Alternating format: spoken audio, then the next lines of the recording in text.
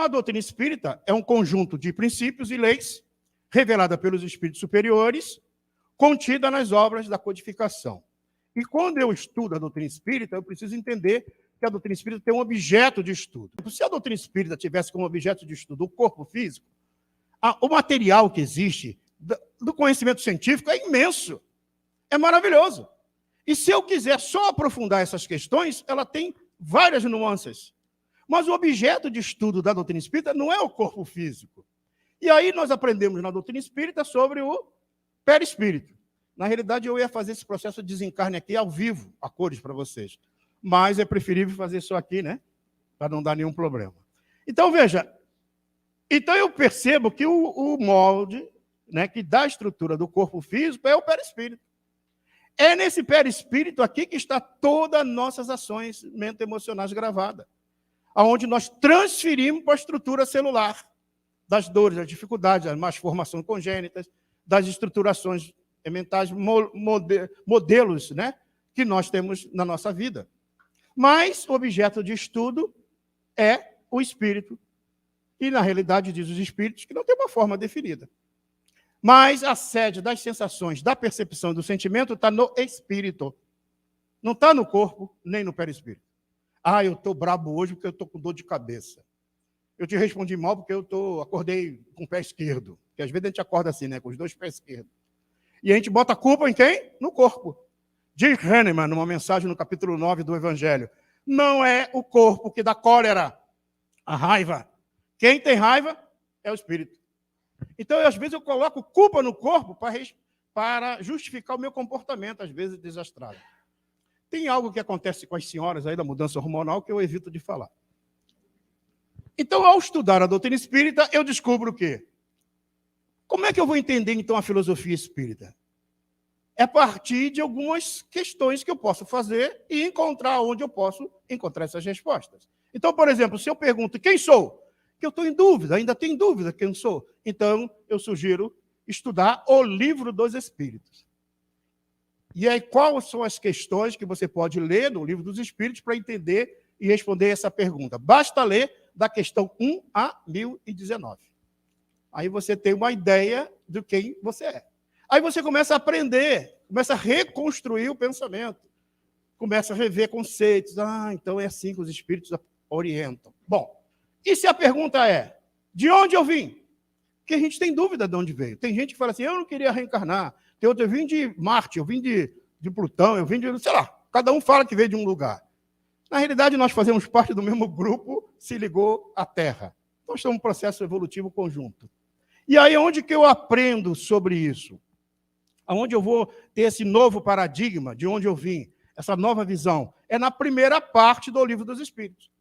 A primeira parte do Livro dos Espíritos trata sobre as causas primárias, sobre Deus, sobre o Espírito, sobre a matéria, sobre a criação dos seres. É novo ressignificado, é novas visões, é novo entendimento, é novo paradigma. Ao estabelecer esse novo paradigma na primeira parte, está dando um direcionamento diferenciado para o nosso entendimento diante da vida.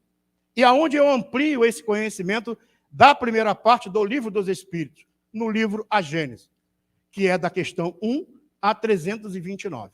Então, ao estudar a primeira parte do Livro dos Espíritos, naturalmente eu sou levado a estudar a Gênese.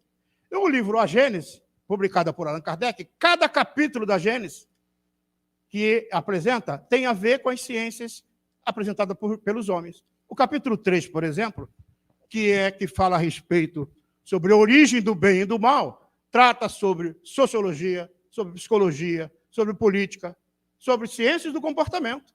Ao estudar a Gênese, eu estou entendendo o porquê, o motivo do mal, o motivo da desavença, do desequilíbrio, e eu vou começando a fazer esses estudos. Percebem?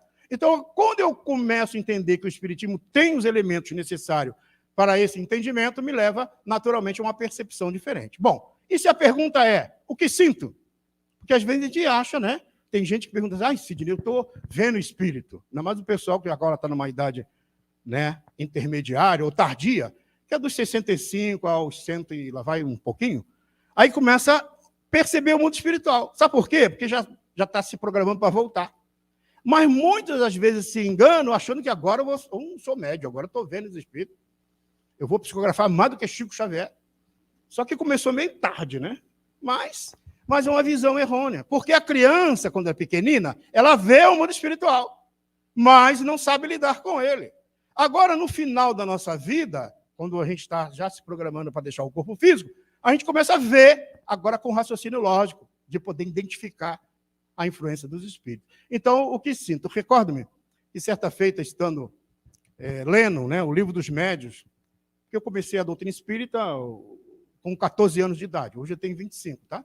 Mas lá no Rio de Janeiro, quando eu comecei, eu me recordo que eu estava lendo, era próximo da meia-noite, na sala, o Livro dos Médiuns. E estava lendo a respeito do Livro dos Médiuns em relação a um capítulo que falava assim, lugares assombrados. Então, imagine eu lendo ali o Livro dos Médiuns, e o pessoal já tinha todo mundo ido dormir, eu sozinho na sala, e de repente eu ouvi um barulho. Eu olhei para um lado, eu olhei para o outro, eu falei, meu Deus, deve ser algum espírito que quer conversar comigo, né? Fiquei um pouquinho firme, mas a vontade era correr para o quarto.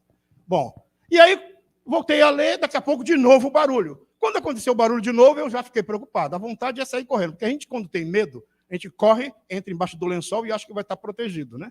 Era a ideia inicial. E aí eu fiquei preocupado, eu fiquei esperando, né? Podia ser alguma comunicação.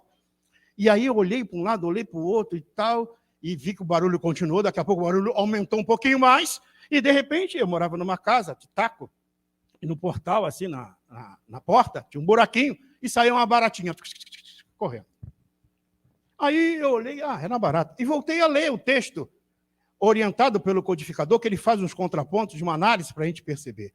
Aí ele dizia mais ou menos assim no texto, os barulhos insólitos à noite são produzidos por estalidos de madeira, por insetos. Aí eu falei, se eu tivesse lido, não tinha me assustado. Então, vejam, às vezes a criação mental, quando eu estudo, eu tiro essa criação mental. Eu começo a entender.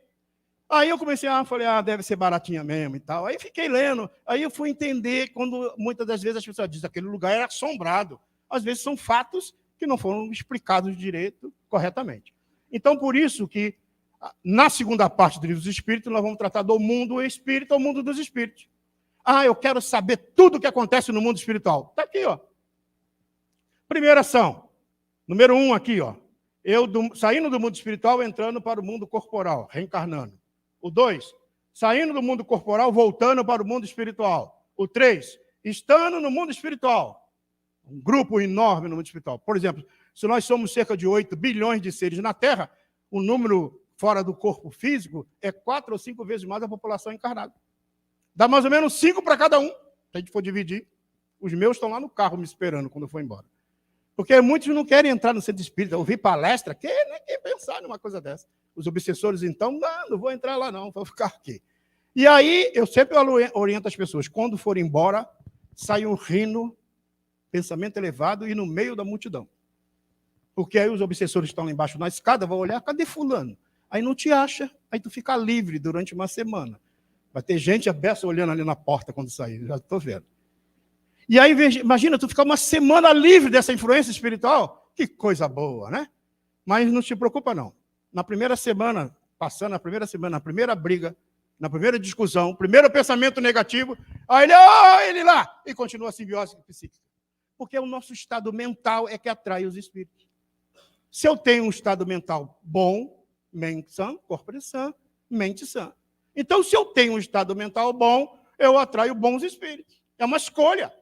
Então, veja que a doutrina espírita não coloca medo, ela tira o medo, mostrando que nós podemos lidar com essa ação, porque nós somos espíritos imortais. Aí tem aqui a hipótese dos espíritos no corpo físico, reencarnado, na 4. Na 5, eu estando no corpo físico e influenciando quem desencarnou. Um ente querido já partiu, que eu fico com saudade, com choro, e a mãe, o pai, o avô, alguém já foi para o plano espiritual, eu continuo atraindo mentalmente ele. E estando no mundo espiritual, influenciando os espíritos. As influências são diversas. Então, nessa segunda parte, eu entendo a respeito do mundo espiritual. Aonde que eu amplio esse conhecimento? No Livro dos Médiuns. A prática, a maneira correta, o que é possível, o que não é possível de acontecer. E aqui é ampliado da questão 330 a 613 do Livro dos Espíritos, onde Allan Kardec constrói o Livro dos Médiuns. E se a pergunta for, por que sofro? Porque às vezes a gente fica me perguntando, meu Deus, por que eu estou passando por essa situação? Por que eu estou agindo, sofrendo isso? Muitas das vezes basta que a gente entenda que Allan Kardec, então, na quarta parte do Livro dos Espíritos, vai tratar das leis morais. Aqui está todas as relações do indivíduo.